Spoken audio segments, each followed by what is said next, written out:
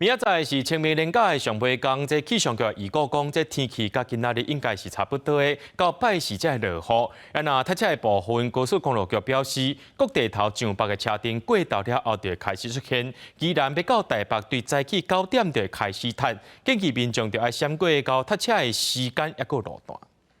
一个大人2个小朋友，麻烦你们直接带着他们，然后到9号门排队进场就可以了。假期阁拄到好天气，加上亲像台北市立动物园等等全台各游乐区，拢推出儿童节的优惠，四界拢是大人甲囡仔出门佚佗。拜三是连续假期上尾一天，气象局表示天气甲拜二会相像，不过拜四开始各地头拢会变天。从礼拜4、礼拜5的话，其实这个锋面就会逐渐的通过台湾地区哦，因此整个降雨的情况从北到南。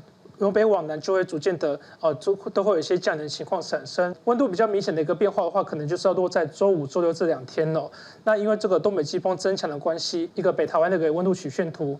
在这2天来讲的话，其实整个温度上都是已经降到不到20度的。受假日落风的部分，高速公路局估计明仔载各地头的上北车流中昼了后就会开始出现。伫国道5号的部分，为早是9点就会开始塞，一直塞到暗时8点。建议民众避免到塞车的路段甲时间。建议民众呢，在南部地区可以在9点以前出发，而中部地区可以在12点以前出发。国5北返的民众建议可以利用收假日的9点以前出发。